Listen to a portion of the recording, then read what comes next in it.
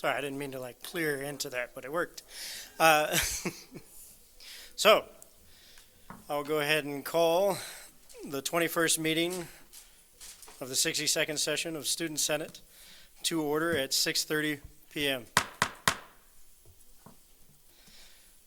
Our first item, we do have a couple new senators that we need to swear in.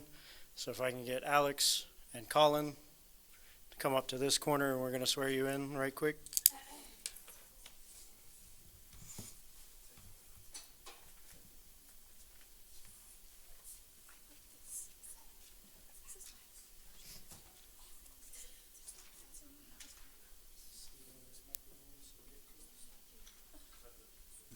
It's got to be loud enough for it to pick you up.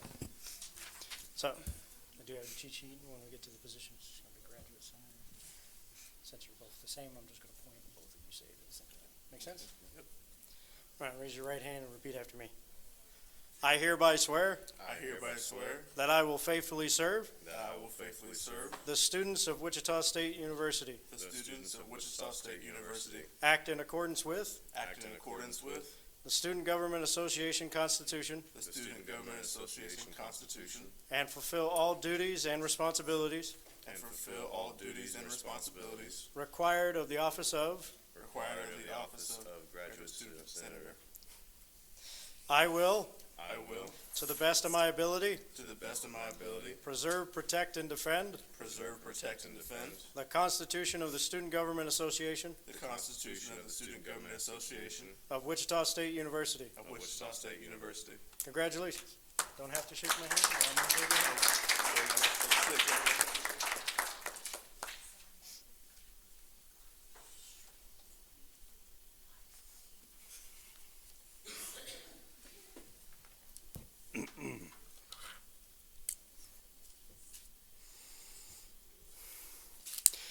With that, we'll move into section 3, roll call. When I call your name, please answer with either present or here. Senator Brown. Senator Castillo. Present. Senator Day. Here. Senator Ezell. Here. Senator Flores. Here. Senator Hopper. Senator James. Here. Senator Jiten. Here. Senator Kennedy. Senator Kirk. Present.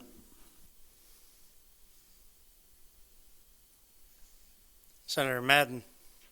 Here. Senator Mahajan. Present. Senator Majors.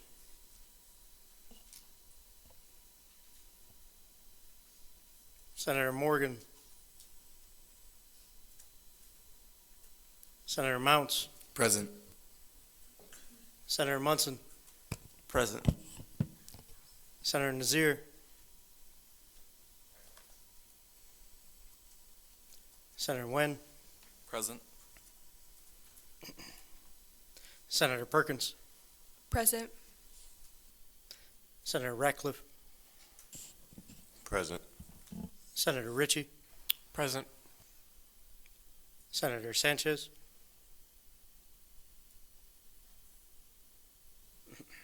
Senator Spencer. Here. Senator Taran. Present. Senator Thomas. Here. Senator Tubak. Here. Wang is excused. Is Lucas here? He's excused. Senator Zacharias was here, stepped out. Senator Ziad. Here.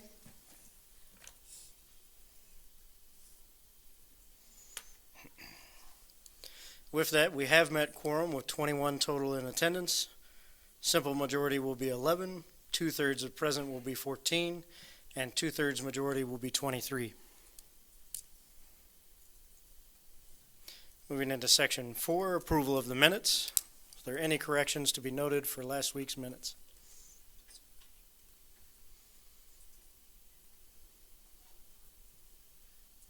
Seeing none, the minutes will be adopted as such. Moving into section 5, public forum. So public forum provides a chance for individuals to have the privilege of speaking before the Senate.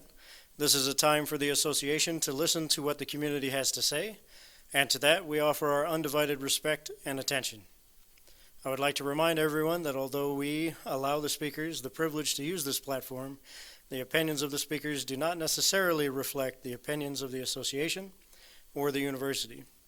Lastly, in the essence of time, we do limit speeches in public forum to a length of 3 minutes, unless the speaker has spoken to us about it ahead of time. With that, we do have Dr. Terry Hall and Werner Goling who have requested additional time, so you will have 15 minutes. Good evening. Thank you for having us this evening. Vice President Goling and I are here this evening to talk to you about an issue that you might have read about in last week's Sunflower about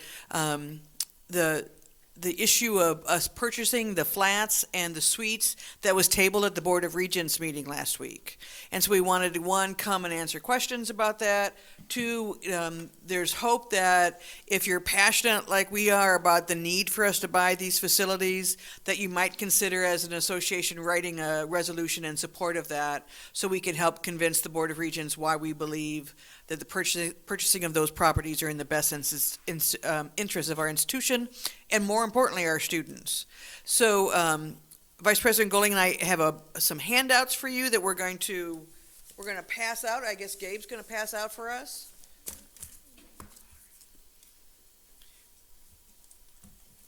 So the first one that's coming around is taken from, and I also have Associate Dean of Students, Scott Jensen, is here as well that we can direct questions to. The first one coming around is taken from some survey data that talks about student satisfaction with those spaces and how it contributes to their educational experience at WSU. And then secondly, Vice President Goling can describe the other pieces that are coming around. I'll wait till they get around because I'm going to refer to them. Good evening, Senators. So we believe it's in the best interest of our institution to buy the flats and the suites. Certainly there are savings that Werner will talk about when his chance comes, but for me it's about affordability and the kind of programming that we could offer in that space that we could continue to offer since we've been leasing them for 2 years and then 1 year with the suites. It's really expanded our opportunity to have a residential experience for our students. Without those two facilities, we wouldn't have enough space on campus to house our freshman class, for example. So we've come to rely on the 600 and some spaces that we get from those buildings to really add to our community on campus. And so we also think that by buying the property, it allows us to control price points differently. That in our current lease agreement, there are escalators that Vice President Goling will talk about that takes away the opportunity for us to set price. So by buying the property, we'll be able to set price in a way that we can't do under a lease agreement. You ready to talk about the finances? You bet. Good evening once again. So I'm going to refer to the page that actually says Discussion Agenda, February 19, 20. Of 2020.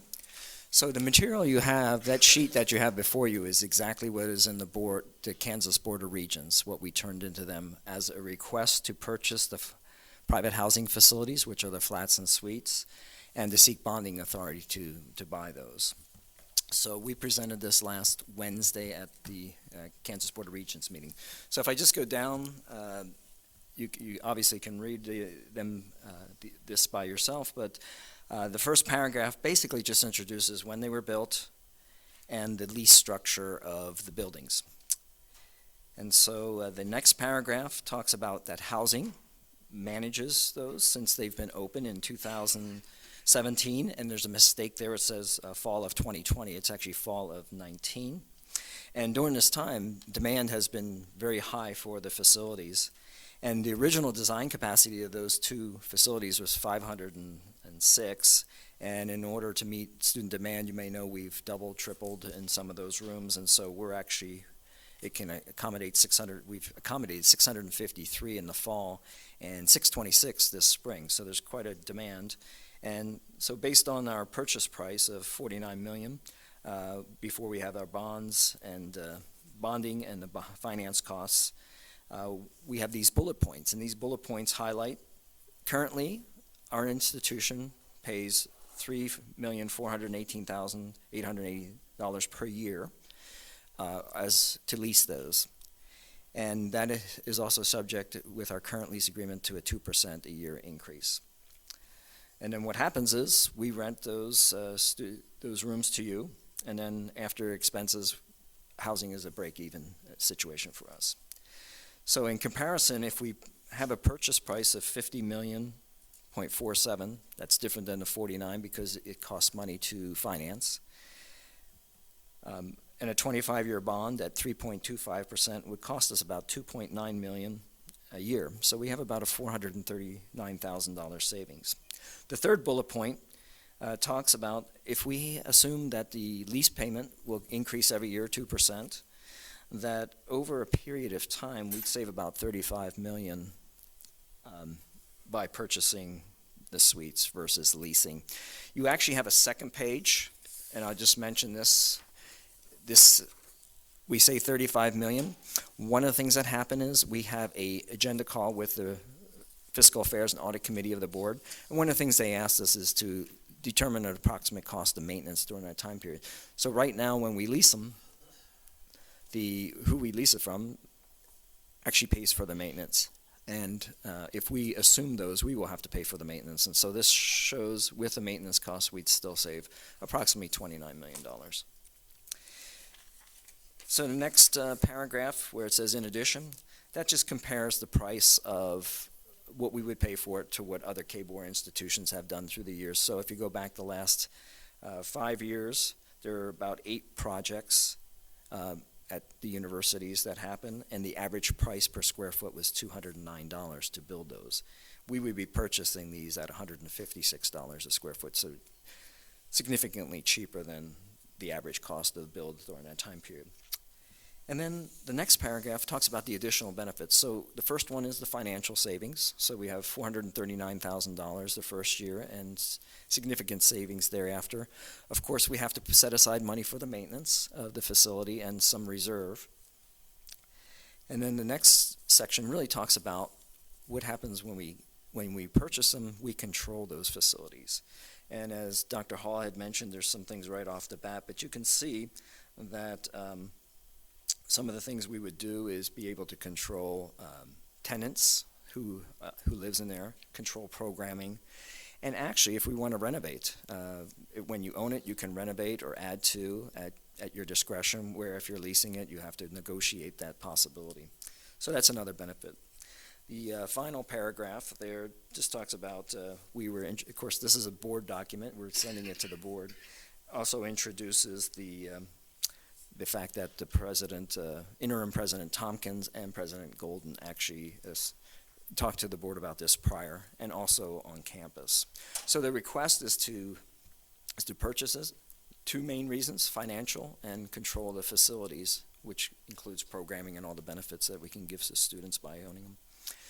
So what happened at the last Wednesday was the request was discussed at Fiscal Affairs and Audit Committee meeting, which at that meeting questions were asked by the regents, and a motion was made at that point in time and second and carried to ask the board to remove this item from the board agenda and for WSU to ask some questions that were asked answer some of those questions that were posed during the time frame. They asked about us getting an appraisal, what kind of programming happens, and also the effect on financial aid.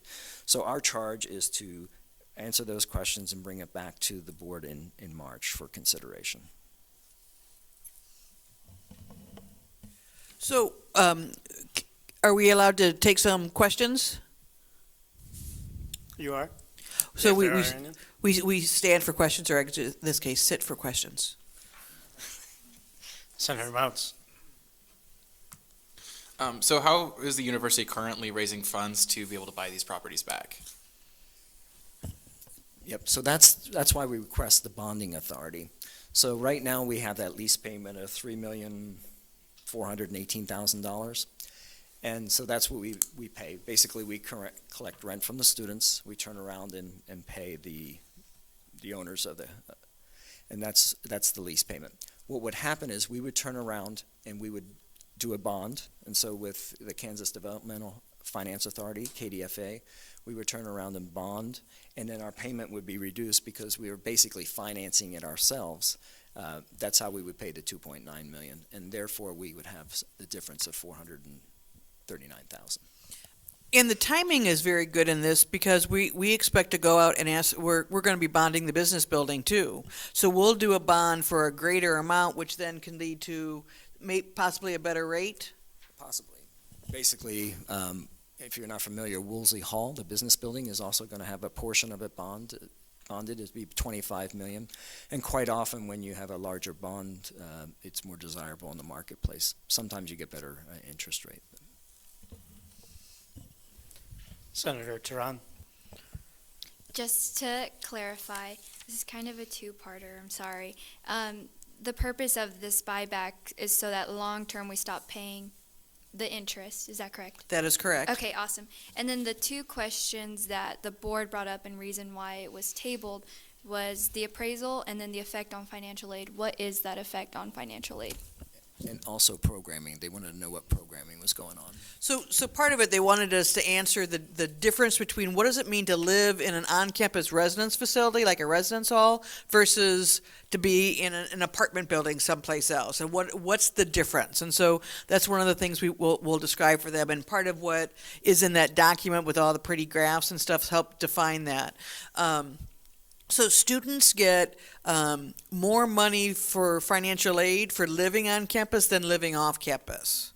And so that's part of the argument we want to make, that it's just the way that the financial aid policy is developed, that there's a cost for living on campus, there's a cost for living off campus, and usually the cost for living on campus, off campus might be less, but the money you get through financial aid for that expense is also less than too. So it's a little bit complicated. Was that all of them, Vanessa? I think you hit programming and financial aid, just the appraisal.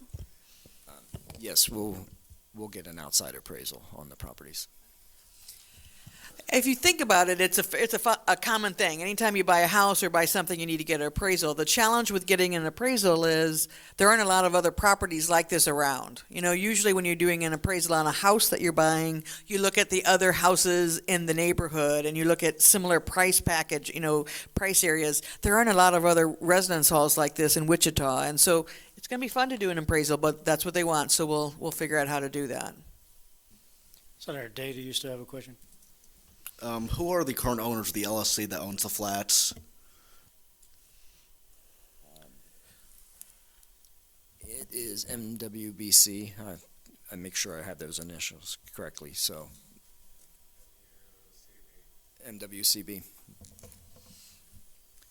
So it is a company that each of those initials stands for somebody else's last name. So it's Murfin, Wygand, Crossland, and Barrett. So I'm sorry, I was speaking in the microphone. Murfin, Wygand, Crossland, and Barrett is the company that owns that property that we lease from. Senator Ritchie, you still have a question? How, and if so, how much would it affect housing rates? Our hope is that, well, the reality is we'll get to control those rates better. With our lease agreements, there was currently a 2% escalator for increases that then we would have to raise prices to make those payments. And frankly, one of the leases is coming due, and so we'd have to sign another one. And so there's no guarantee that the next lease we sign would have only a 2% escalator every year. So this allows us to control the pricing, and so that we wouldn't necessarily have to raise rates all the time, because without that kind of escalator in our payment, we can then make some decisions about what we charge. Senator Zacharias. So this is all about getting permission to pursue the purchase. Has the owner shown any interest in selling? Yes, that they are interested in selling. Any other questions? Senator Mahajan? I wanted to ask, in the short term, will this purchase affect our student fees? Will our student fees increase? Or no? No, they will not. And to piggyback off of Dr. Hall's comments, ideally we can control pricing better with this scenario. So you see we have a savings the first year, and we'll have savings in subsequent years. So hopefully we can use that savings not to increase prices. As I mentioned, we have to be prudent. We have to put money aside for both the reserve and for maintenance, but it's not going to be $430,000. So we'll have some savings, and hopefully we won't have to take a price increase. And the room and board rates for the coming year have already been approved by the Board of Regents. So even if we're able to bond this spring and buy those facilities, prices are locked for the next year regardless. And I'm hopeful that not only will this purchase help us develop more reserves for our housing, because we don't have a lot of reserves that should something happen that we need to replace air conditioners, something goes wrong with one of the elevators or do whatever, we don't have a lot of money to repair those things. This will help us start having a greater savings plan.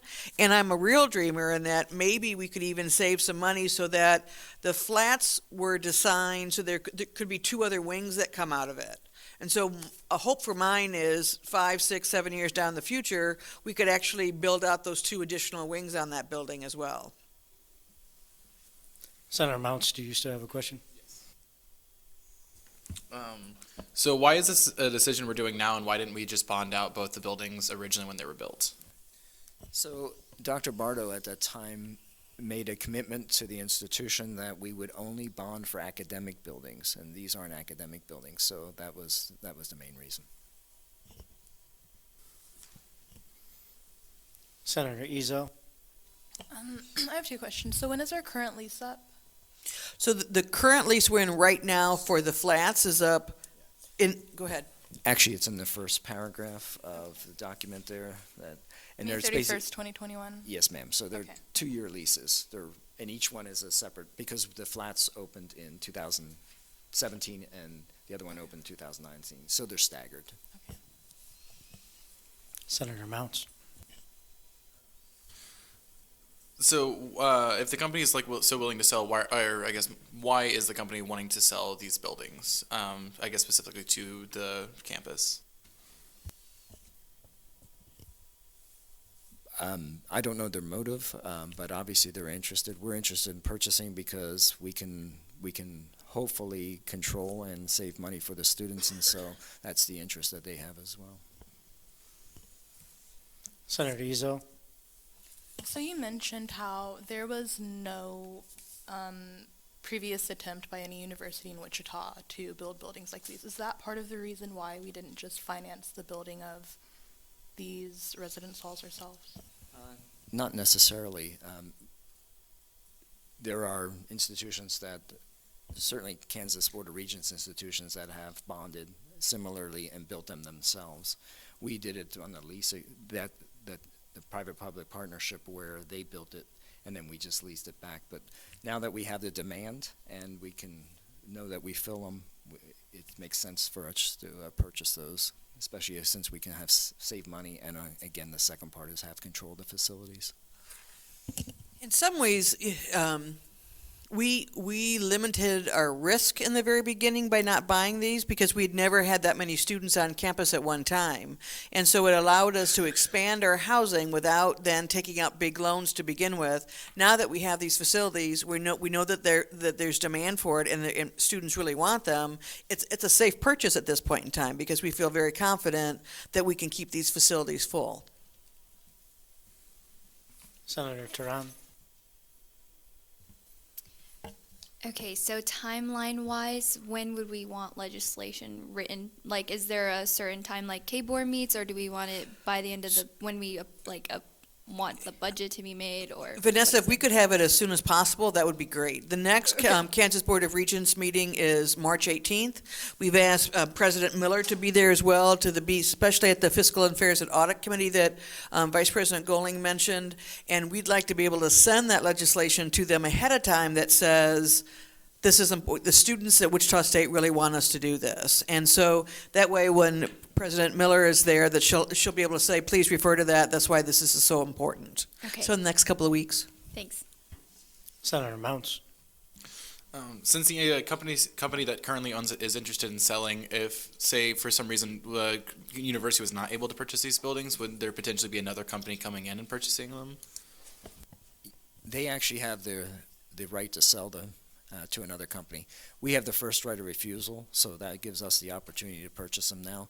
If we don't purchase them, they could be sold to another company in the future. And actually, the second part of your earlier question is actually a realistic one, and when they sell it, they get cash versus a lease payment. And we lose even the control that we have, because there's no guarantee that the next company will want to sign a lease with us, that will want to lock in rates as we lose even, what? We lose even more control if that were to happen. Senator Ritchie. This question is due to maybe my own just ignorance, but what is the entity that controls the bond or the potential bond? So we do financing through the Kansas Development Finance Authority, and actually what happens is it goes out to market and an investor will buy the bond and hold the bond. Senator James. So how certain are we that we're going to keep these residence halls filled, because only 10% of students live on campus right now? Are we hoping that we keep them filled? We're not concerned about that, Senator James. You know, that as more and more students come from up and down the I-35 corridor, as more students come through the I-70 corridor from St. Louis to Denver, the population continues to grow. And Associate Dean Jensen could also tell you that the properties are so well liked that we have so many more returning students that want to live there too. And so once students are in there, then they want to come back for a second and third year. And so we're not concerned about that. Any other questions for our presenters? Senator Mounts. So with the flats being over capacity already for, I guess, upperclassmen students, how are you going to be approaching, I guess, this issue with buying them, as well as changing the suites over to freshmen only and only having the flats for upperclassmen? So actually, just today I was discussing with President Golden an occupancy plan about currently. We don't have a deadline for students to apply to be in housing on our campus. So students can show up the first week of classes that we've never seen before, and we'll find space for them. And so what we'd like to do in the future is still guarantee housing for new students beginning first year and transfer students, but then have a cutoff around July 15th for returners. If they haven't committed to that point, we're going to say we're not going to be able to house you after that. That said, even with those kind of parameters, if we need to, there are other apartment buildings that are being built around the campus that we could work to. There are lots of campuses across the country that get more students showing up for housing than they have space for. One time at Salisbury University in Maryland, they rented a cruise ship and put overflow housing on a cruise ship sitting on the Chesapeake Bay. No, we're not going to do that. So it's a fairly common practice to rent space in hotels and other apartment complexes for that short term, should there be, at least for that first semester. So we're prepared to, if we need to lease or rent some other space or put students in other spaces close to campus, we're prepared to do that. I think Dr. Hall also mentioned that on the flats, as part of the design, there is a capability to add 2 wings to that if we have sustained demand for those. Last thing I'll say, I know you have work to get to, but we've heard from the students about the quality of life, about the overdensity in the flats at this point in time. And so our plan is to work on that density a little bit and pull that back so that you can have the kind of quality of life. Still, it's a facility that was built very large for the number of occupants that was built for. So we want to find that happy balance between what's the right number that's going to be in there that is great for our students and is a good price point for the institution as well. Senator Ritchie, do you still have a question? Yes. Was it the seller? Was it the university or the private company that was initiating the interest in selling first? It was a mutual interest. Any other questions for our presenters? The last thing I will say, sir, is that if anyone is interested in talking about writing a resolution and would like further information or would like to talk to Vice President Goling or myself or Associate Dean Jensen, who's back there waving, I'm sure, we're very happy to have those conversations. Certainly, I don't want you to do anything you don't feel comfortable with, but if you would like to help us with this argument, then we would certainly appreciate that help, because I think student voice really matters. Thank you very much for your time, Dr. Hall, Mr. Goling.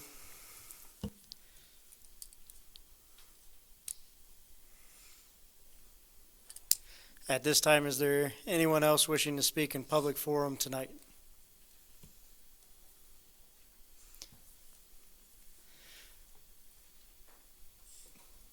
Please start off with your name and your relationship to the university. Hello, I'm Victoria Gallagher. I'm the Student Veterans Orgs president. I just wanted to invite you guys all to our dodgeball tournament that we'll be hosting in April on the 3rd from 5 to 7:30 in the Heskett Center. So there's some flyers around. Any questions for our presenter? There weren't enough copies for everybody, so there are some you will have to share.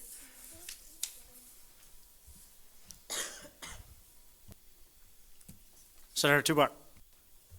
Sorry, is there like a cost associated?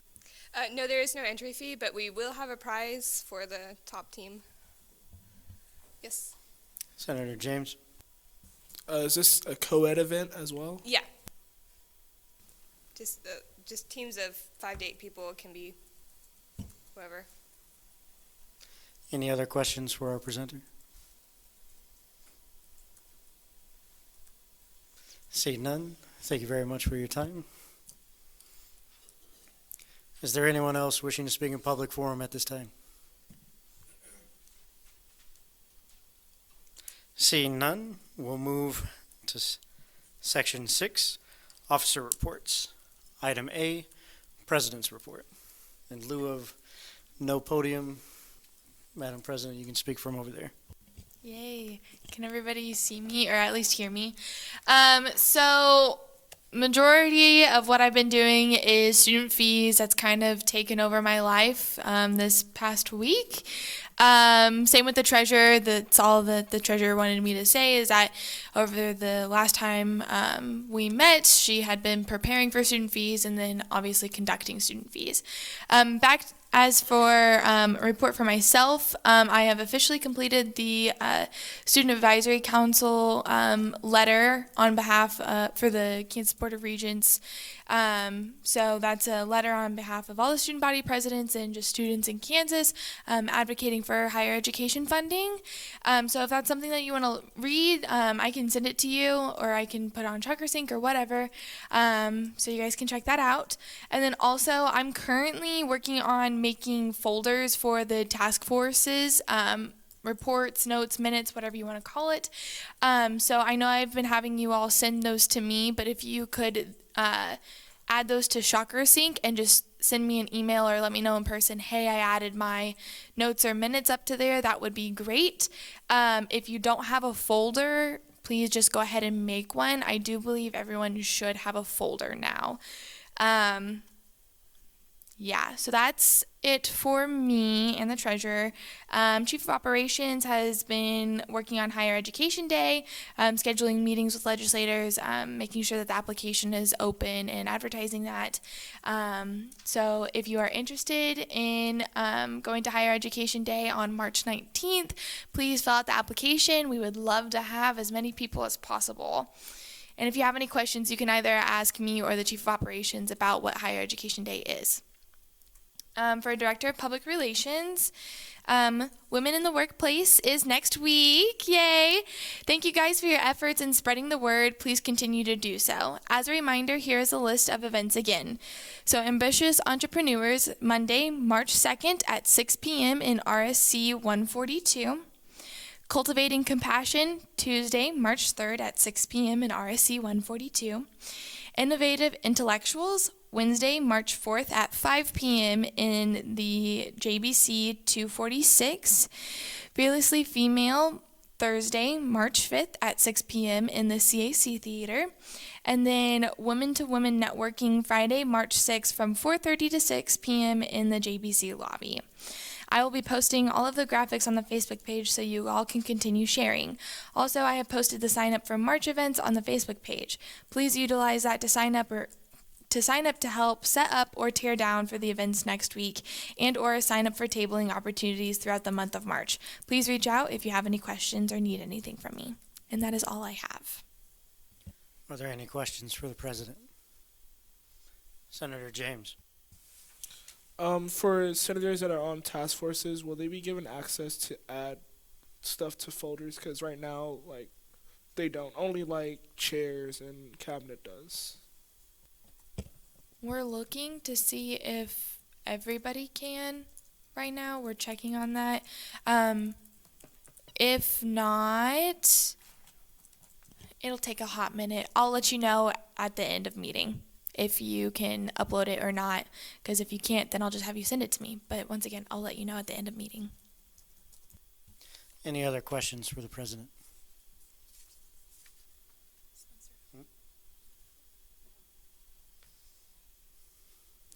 Seeing none, we'll move into item B, Vice President's report. So a lot of my time has been dealing with student fees, some of the intermittent things that I've been doing as I go. So one with student fees, as our veteran representative went down, I'm making sure to go over and gather their input on things that we have discussed, or not applications, but the packets that have been submitted for the budget requests, to see if there's any outliers from there, just to make sure that that voice isn't missed as we're going. The Shocker Support Locker is growing, as one of our senators can attest. So I do believe we had a donation pickup of about 800 pounds or so today from, was it the Kansas Food Bank or the Wichita Food Bank? Kansas Food Bank. We also have some donations from UPD.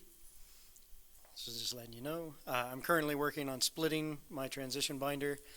So currently updating the one that I have, I'm keeping for vice president, but then I'm also creating and backdating for the previous semester for Speaker of the Senate, which is the new position that we created that takes over some of the roles of my position.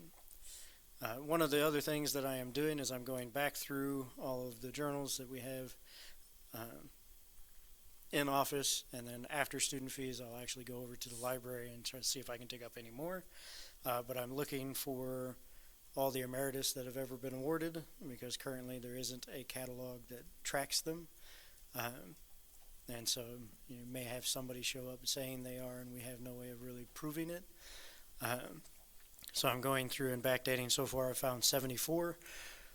Several of those are repeated, where it's multiple positions, whether it's a senator emeritus or a vice president or a treasurer. So some of them are duplicated. But I'm also doing the same for Senator of the Year, which I'm pretty sure I'm done, because we haven't been doing Senator of the Year very long.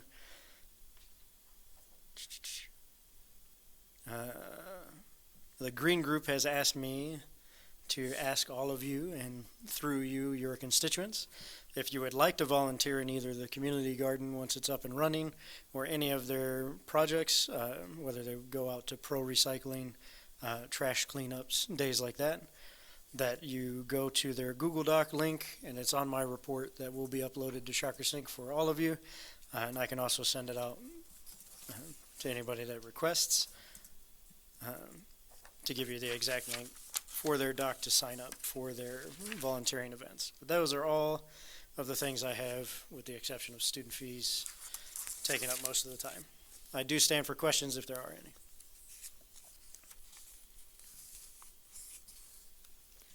Seeing none, we'll move into section 7, other reports. On the agenda, it does say item A, academics. However, the academics chair is under the weather and is not here. She has been excused, so we'll skip to item B, diversity, empowerment, and inclusion. Hello, everyone. So just like Vice President and President said, I'm also in student fees, so I've been out of the office all week dealing with that. But Monday night we had our Black History Month event, and to my knowledge it went really well. I heard a lot of feedback that it went really well, and it's something that our committee wants to make sure the next sessions keep going on. With the DEI committee keeps doing the event for Black History Month. I worked with the committee and Chief of Operations Short on the resolution that you will see tonight. We're working on basically a template for the Inspire program and what we want it to be. And I'm still working on an idea for a March event or events maybe. I reached out to the presidents of each different Senate, trying to come up with ideas. Haven't got any feedback yet, but if I do, I'll keep you all updated. Open for questions. Are there any questions for the chair?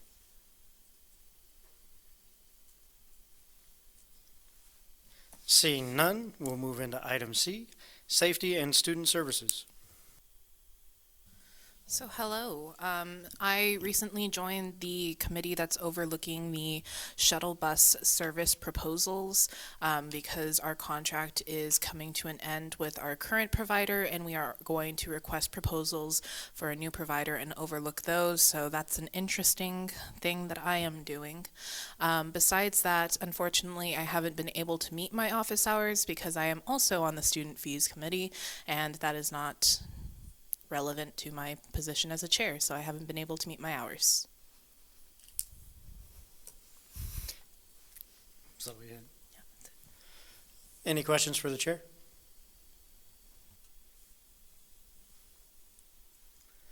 Seeing none, you can skip that one. So the Ways and Means chair is also not here, so we will be skipping item D and moving past appointments, as there are none, into section 9, unfinished business. Item A, SB-62-097, granting recognition to Her Campus Wichita. Now, this one we had them come and present last time, and we went through all the questions, so we will move directly into the debating period if there are no further questions.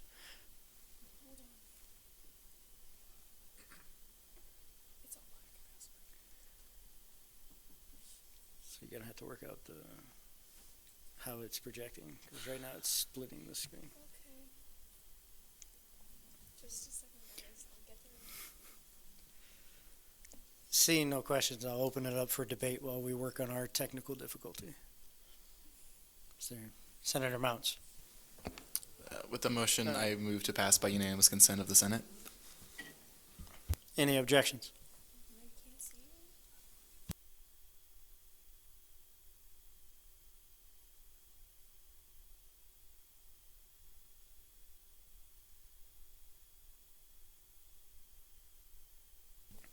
Ta-da! Seeing no objections, SB-62-097 passes with unanimous consent of the Senate.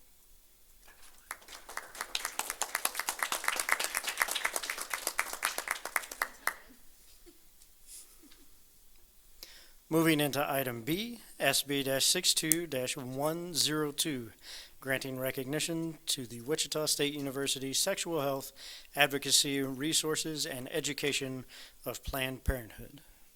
just like the previous one, we discussed this one last time, so if there are no additional questions, we'll move directly into the debating period. Moving into the debating period, is there anyone wishing to speak in debate at this time? Senator Webb. Just a grammatical amendment. It says Shawnet instead of Senate at the very bottom. Thank you for catching that, Senator Webb. I saw a hand over here. Senator Zacharias. With a motion to pass by the unanimous consent of the Senate. Any objections? Seeing none, SB-62-102 is adopted with unanimous consent of the Senate.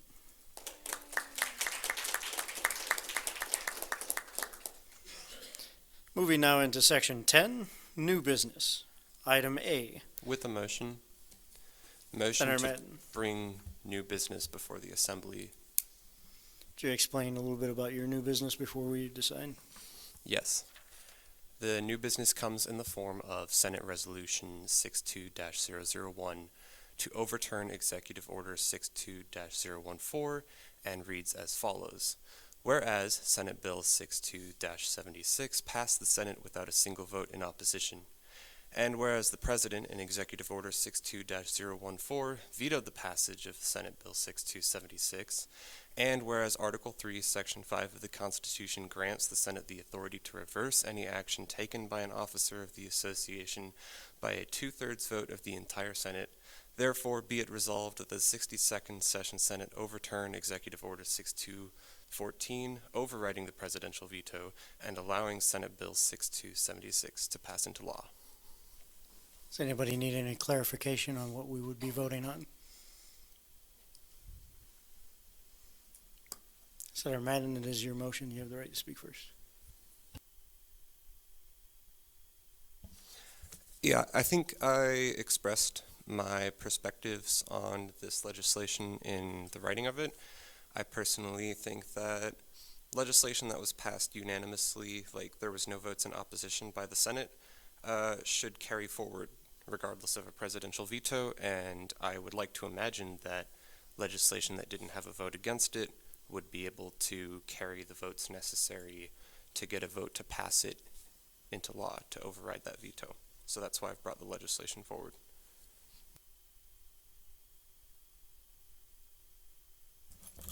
Michael, Yes, Gabe? it might be helpful for new senators to understand what's going on.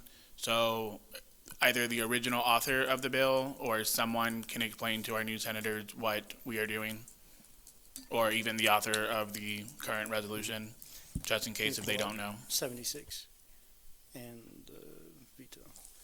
Yeah, I guess for further explanation, so Senate Bill 76 was a bill that was passed in the fall, and it was to change a number of rules regarding senator hours.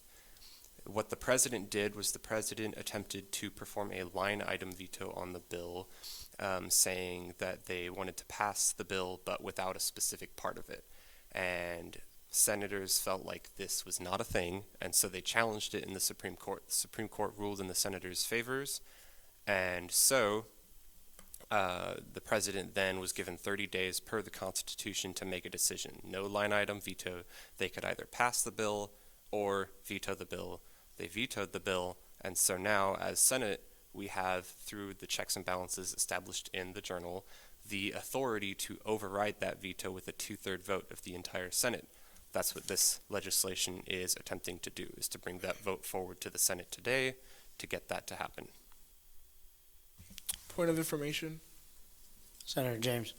What is the two-thirds majority of the entire Senate, and how many senators are present today?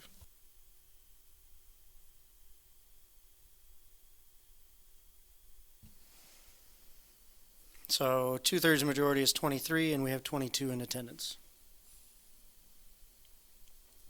So if this is adopted, it will automatically fail because it cannot meet the two-thirds.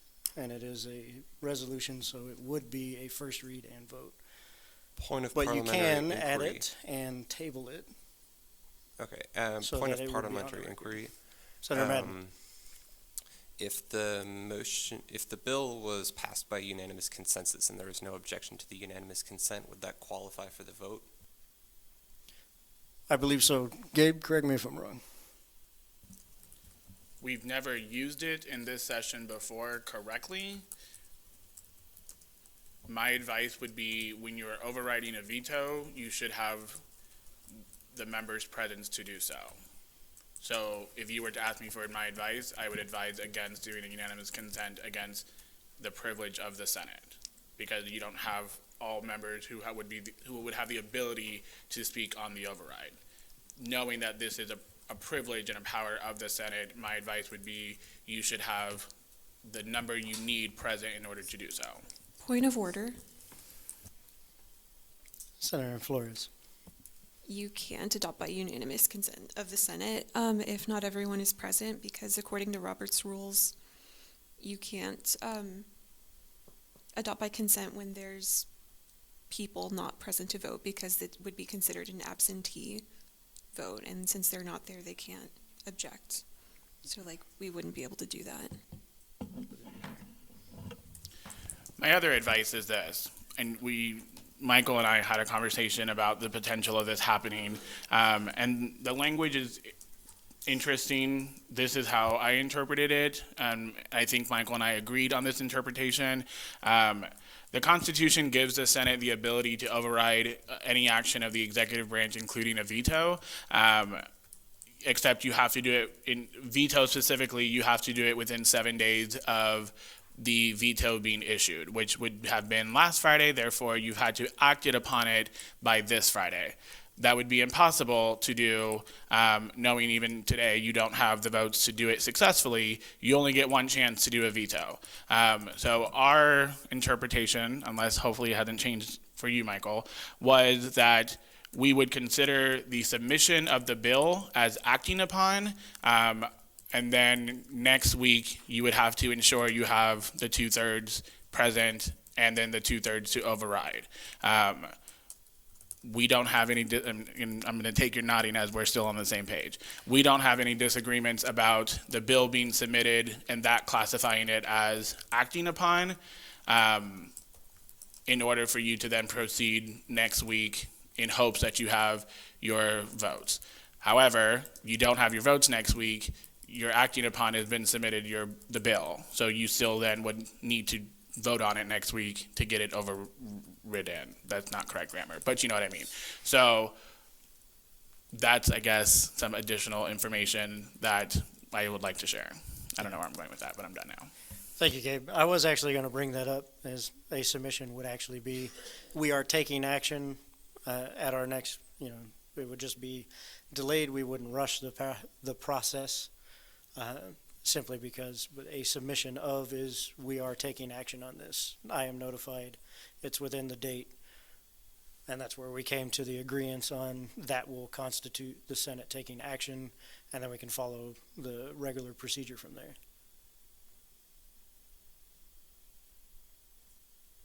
In that case, Senator Webb. I was just going to say, regardless of if we do vote on it tonight or next week, could we just go through what we're trying to veto for the newer senators, like specifically about what we're trying to change about the senator hours, to give them some background? I don't have the background on everything. However, the bill is on the screen. I figured it out this time. So I can slowly scroll if y'all want to read. Who's the original author? That's a great question. The original author is Senator Zacharias. It might be, so you received the bill. Did you send the original bill? You received the original bill and the veto in your email. I agree with Senator Webb. I think if you're going to, the one that President Miller sent out, not the one that Vice President Burr sent out. I included it in mine as well. Oh, perfect.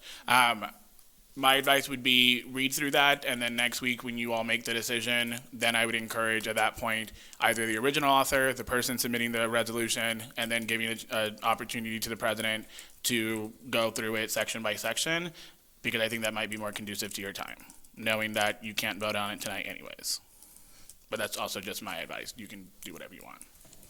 Are there any other points of clarification needed for this process? Senator Ritchie.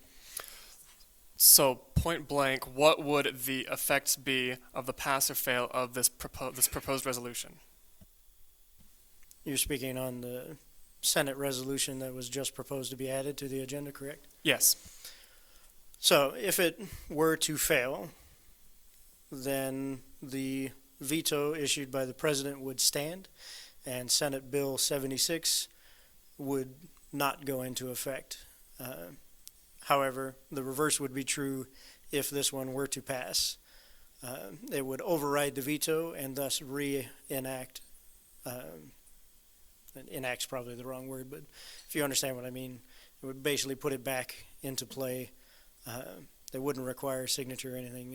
It was attempted to be overridden, and then that decision was overturned, and thus it goes through. Does that make sense? Yes, thank you. Senator Izzo? I just feel like we haven't explained it well. So what it would do is it would change the required amount of senator hours from 2 to 1. And then for chairs of committees, they have a required working hours of 10 per week. And what this bill that was vetoed would do was they would be able to combine their senator hours with their chair hours. Senator James, do you have a point of clarification? It's kind of a question more. Yeah, like you need clarification. Oh, yeah, okay, that's true. Never mind. Not providing clarification. Yeah, so we do have next meeting is our one and only chance to vote on this because it's 7 days thing, right? So once it's submitted, it is acted on. Okay, so we can like vote on it whenever. So once it's there, you have taken action. Right. But you would need to be as quick as possible. Okay, gotcha. Right. So next week would be good. Gabe's going to interrupt me and tell me you can't table it and do it. You need to get successfully added to the agenda for it to count. If you table the bill, you have missed your opportunity to act upon the bill because that doesn't do anything because the bill's not on the agenda. No, that's what I meant. Yeah, so okay, I just want to make sure. Whether it's added tonight and then tabled, or it's not added and is submitted to me to get put on the agenda next week before Friday, it will have counted as being acted on within the 7 days. Yes. And then let me add one more thing. So in more layman's terms for our new folks, kind of understanding how vetoes work and then override of the vetoes work. If next week you don't get the 2/3 to override the veto, the bill will essentially not go, it will die. Which means now you're done, you can't do it anymore, and then the next session has to deal with it because you can't resubmit it, something that's been vetoed. If it passes and you override the veto, the bill will immediately go into law. So it doesn't require the additional signature of the president. It will automatically go into effect as soon as Kathleen updates it in the journal. So just some clarification for some new folks. I'm still seeing confused faces, and that's fine. But that's kind of just understanding of how that works. But yes, what you said is correct. As long as it's on the agenda tonight or submitted by Friday, it will be acted upon. Senator Zacharias. Hi there. So I'm the author of this bill in question. So I wrote this in November after I had a lot of senators, current and former, come to me with grievances about the senator hour process, and especially former members saying that one of the reasons they weren't able to stay in their position was due to the time requirements that SGA has that's unique. So we do have our meetings that are on Wednesday nights that last about like 3 hours, and then we also have those 2 hours on top of that, and they found that unique amongst any other organization on campus.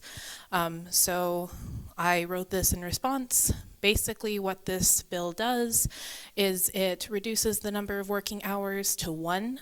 It defines what constitutes a senator working hour.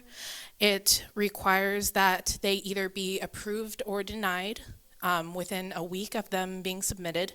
That way you aren't having to worry about, like right now, having to worry about, let's say, if the senator hours you submitted in December count. And then it also, what's it called? So senator hours can either be fully approved or fully denied. It's not partial in any way. And again, it also, as what another senator stated, combines the one senator working hour into chair people's 10 working hours per week. And so that's pretty much all it does, I believe. This was sponsored by all the chair people and also by the current interim chair for DEI. This was also passed with 6 in favor and 0 against by the Ways and Means Committee, and I don't remember the vote for Senate.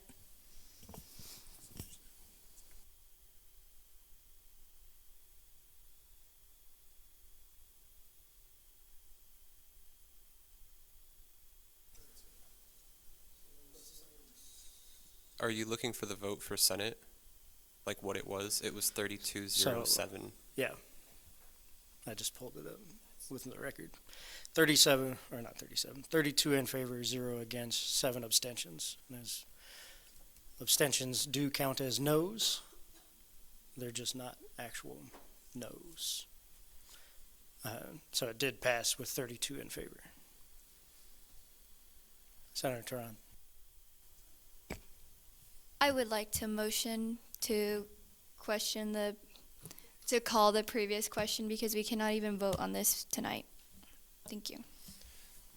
Motion to postpone the piece of business until the next meeting. So you are going to withdraw your motion to add this tonight? No, I made a motion. We've been deliberating on it. You, as the individual who made the motion, have the right to remove it at any time before we take a vote. So if you would like to remove it, and then submit your bill to me before Friday, it'll get on next week's agenda so that we can talk about it. Well, yes, that but make I sense? was under the impression that it was already on the floor.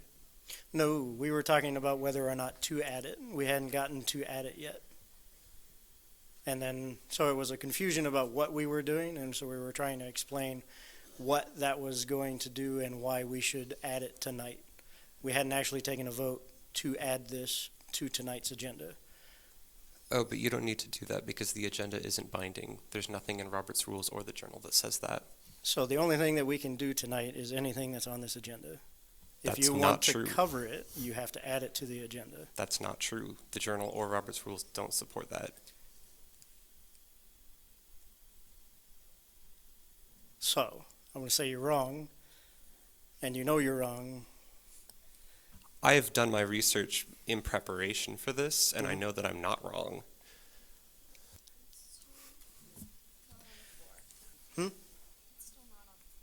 Exactly, it's not on the floor because we haven't voted on it. Well, then what did you spend all this time talking for? You should have called for a second first before calling it to the floor, or I brought up asked that you this to was an explain issue. what was going on and why we should consider this. Point of order. Yes. Senator Turan. This isn't relevant to the motion, the bickering back and forth. The motion was to call the previous question. Yes. Which is to close debate, which we hadn't debated. This was a time, because there was a lot of confusion, we were trying to clarify what was going on. So, Michael, I encourage you to take a recess and figure this out.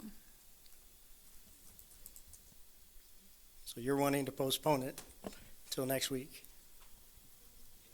So that would be removing it, your motion. With a motion. The only way to move it to next week without adding it. With a motion. Senator Flores. Motion to recess for 10 minutes. Second. If there are no objections, we'll take a recess for 10 minutes. Senator Madden.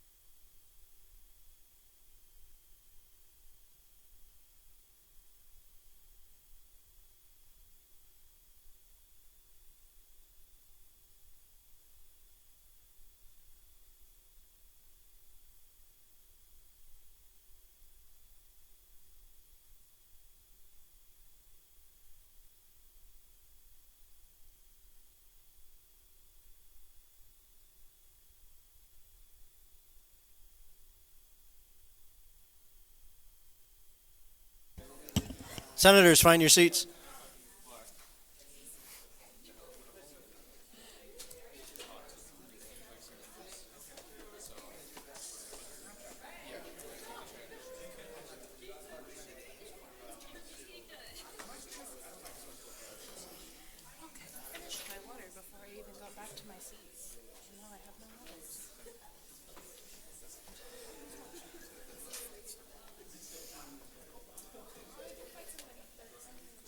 All right, as we're coming back off of a recess, before we come back, I'm going to have to take a roll to make sure we still have quorum. So when I call your name, please answer with either present or here. Senator Brown.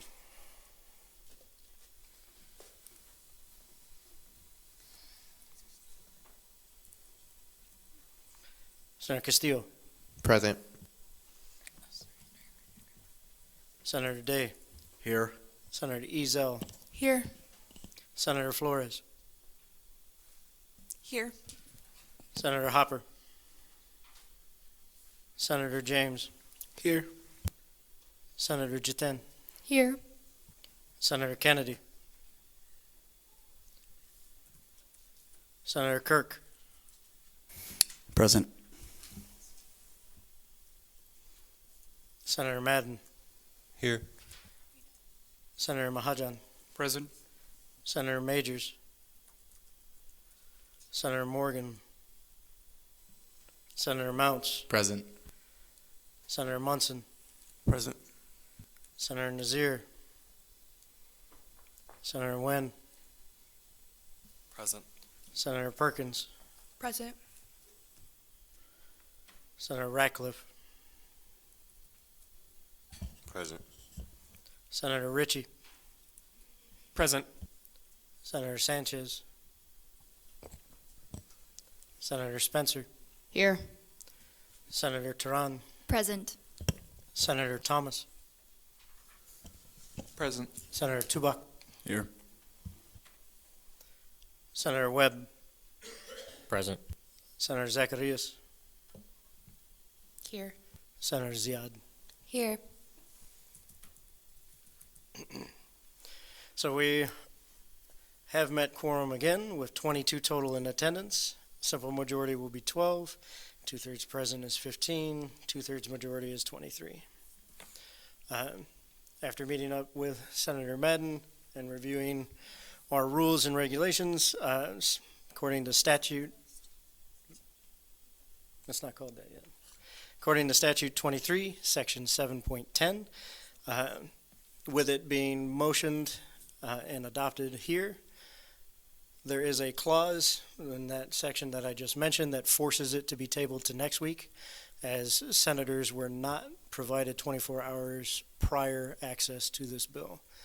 So it'll be added to next week's agenda, and we will move on with tonight's agenda. Is there any individual that requires clarification on what is happening or why?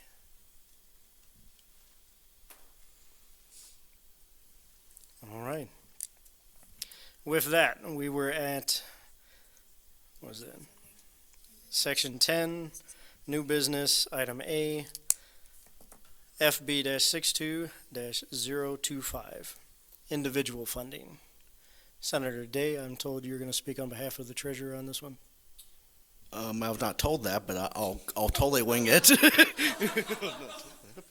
Okay. Okay. But anyway, basically this is just one individual who wants to go to a conference that appears in Seattle, Washington. And as usual, we've cut down the request to $400. And this was passed by with 5 votes in favor, 0 against, and 2 abstentions.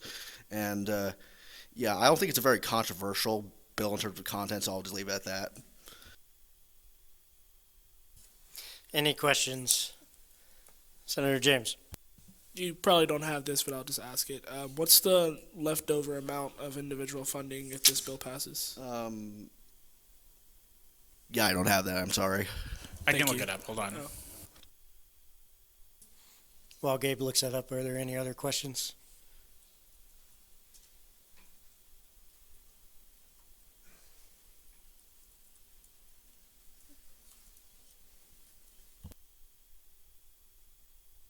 If it passes, there will be $9,201.65, and then if it's expended, there will be $8,931.87.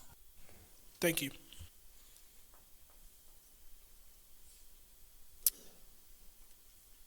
Seeing no other questions? Is this timely or no? Yes. And it has been noted as timely. We'll move directly into debate. Is there anyone wishing to debate on this item at this time? With the motion. Senator James. Motion to pass by unanimous consent. Any objections? Seeing none, FB-62-025 passes with unanimous consent of the Senate.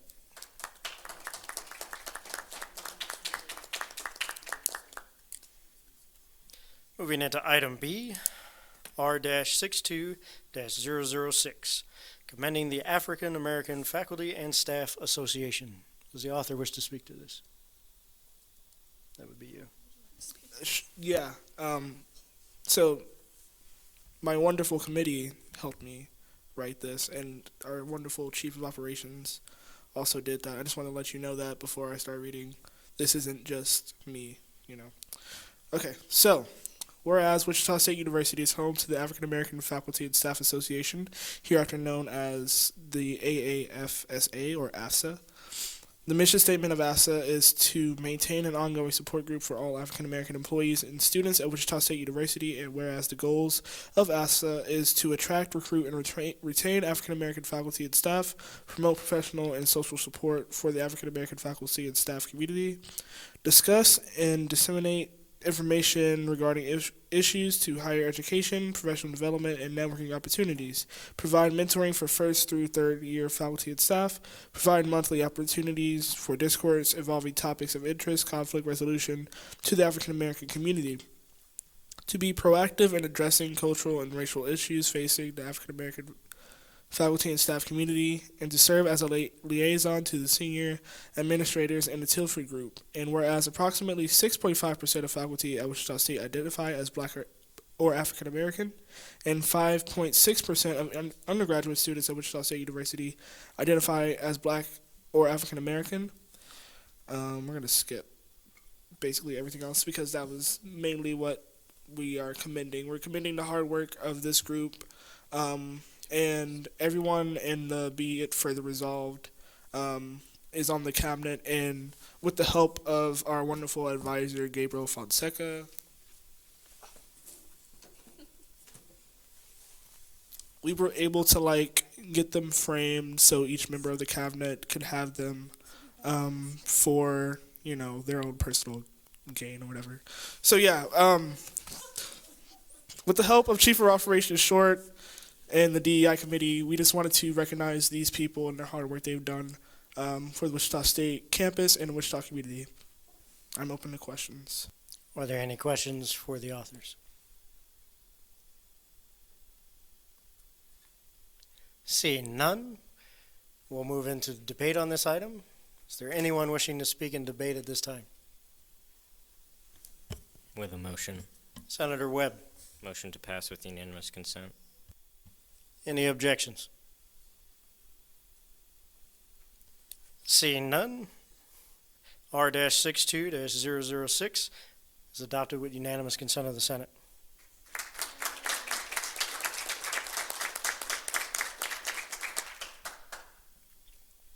Moving into item C, R-62-007, so hard not to say 007. A resolution regarding higher education funding in the state of Kansas. Does the author wish to speak to this bill? All right. So basically, this legislation is urging the Kansas legislature to earmark more money for higher education funding because it does a bunch of great stuff. And when the Kansas Board of Regents schools requested funding from the legislature, we requested $95 million, and then Laura Kelly gave us $12 million. So this legislation is basically just urging them to up that number to 50 million. This is what we'll be going to Higher Education Day to lobby for, which, by the way, sign up for Higher Education Day. And yeah, so it's basically just saying, hey, here are some really great things that we do with this money. Please give us it. I'm here for questions. Are there any questions for the author?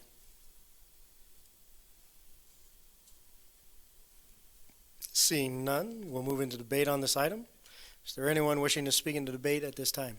With the motion, Senator Mounts. I move to pass by unanimous consent. Any objections? Seeing none, R-62-007 passes with unanimous consent of the Senate.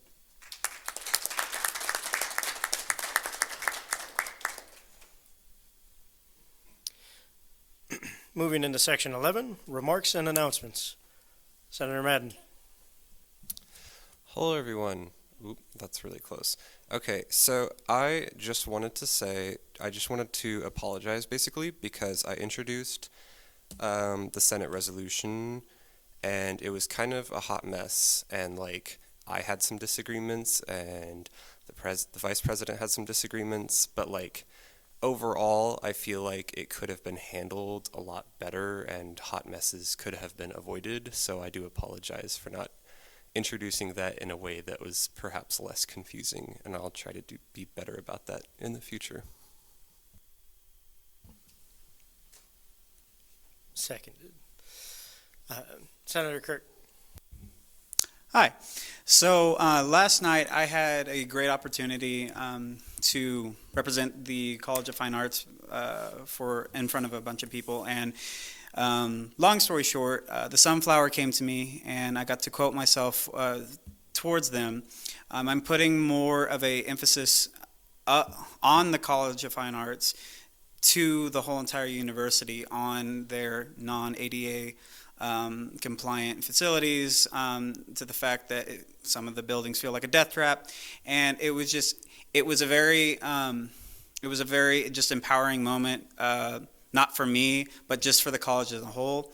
I have a meeting with President Golden in 2 weeks, and just seeing the fact that fine arts majors actually care is just something that I just wanted to say thank you to, because I know there are many people in this room that have been advocating for it themselves, and I just wanted to say thank you so much. Senator Flores. Hi, the Model UN team competed last week, which is why I was gone, and also why Senator Mounts was gone. We did really well as a school. WSU got 12 awards.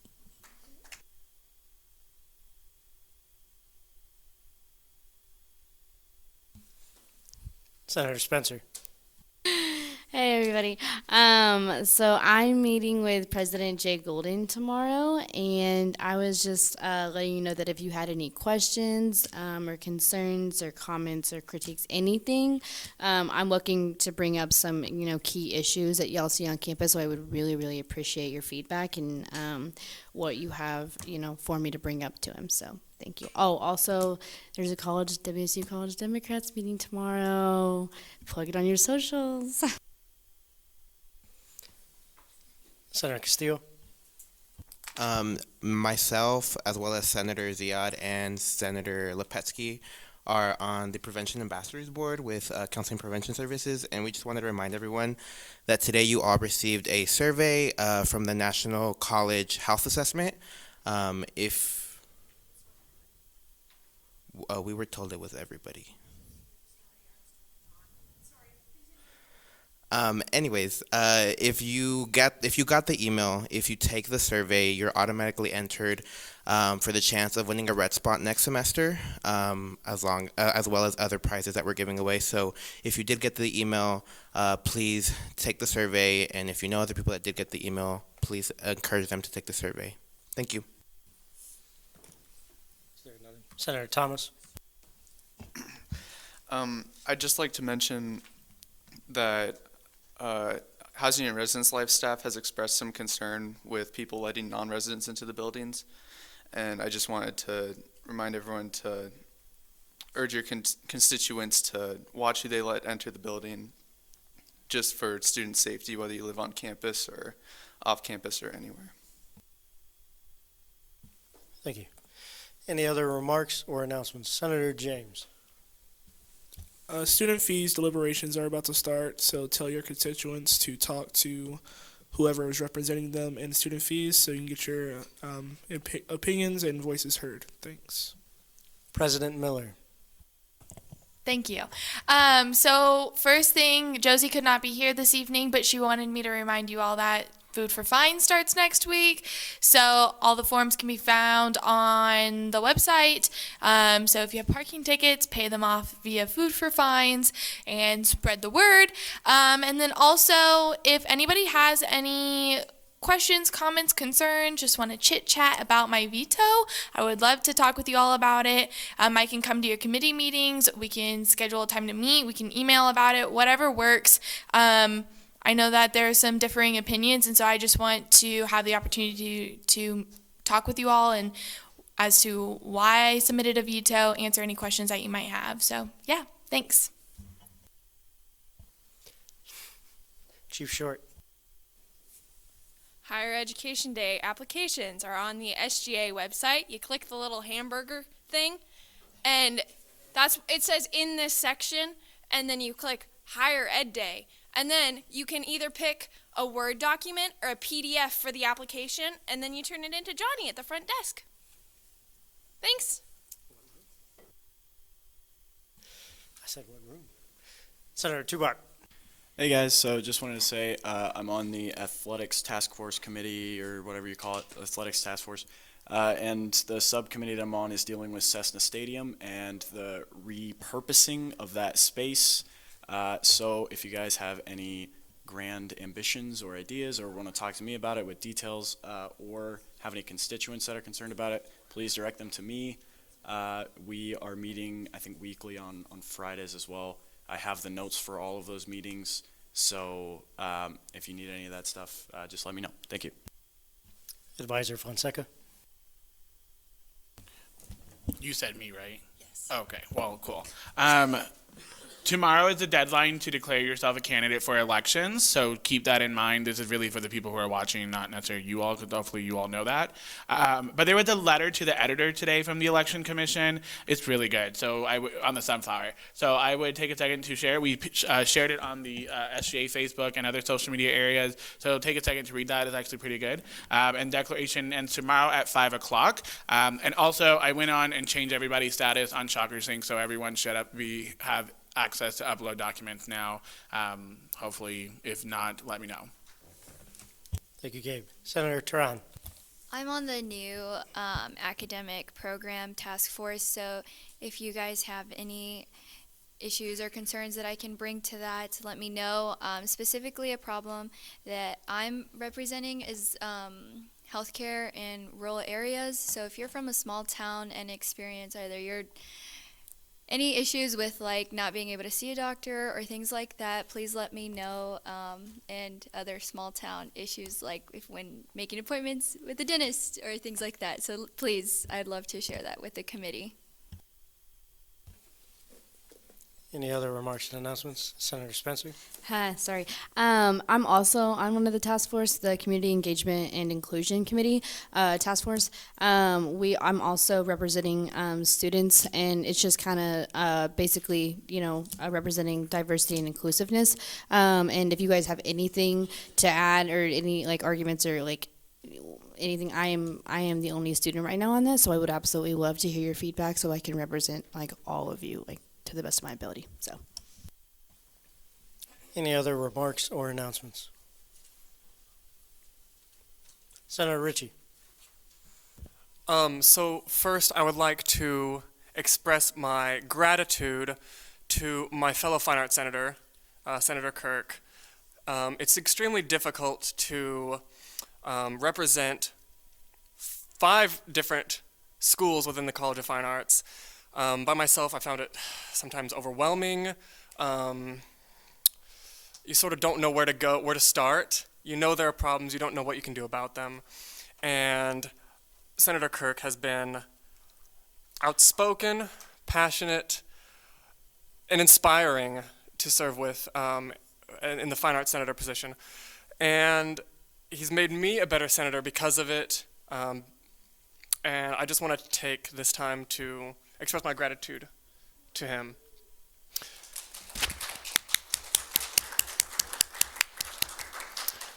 Not that any of you are not deserving of my gratitude, but especially Senator Kirk. And also, not as important as that, my senior recital is scheduled for March 17th, and you all are personally invited if you guys have March 17th, St. Patrick's Day, at 1:30. So yeah, in Wiedemann Recital Hall. Any other remarks or announcements? So I do have two. One is about senator hours and a reminder to complete them. They're due at 11:59 tonight. I'm not going to bother pulling up the exact numbers, but we did go up again for people not submitting anything. So I want to remind once again, please get those in, and if at all possible, on time. And then my second one is I don't feel my ditto of Senator Madden's apology is enough, because me being the chair of this, I'm supposed to stop things like that, and I feel like I created it, or at least made it worse. And so I express my apology in addition. With that, we will adjourn at 8:07 p.m. with a silent roll call.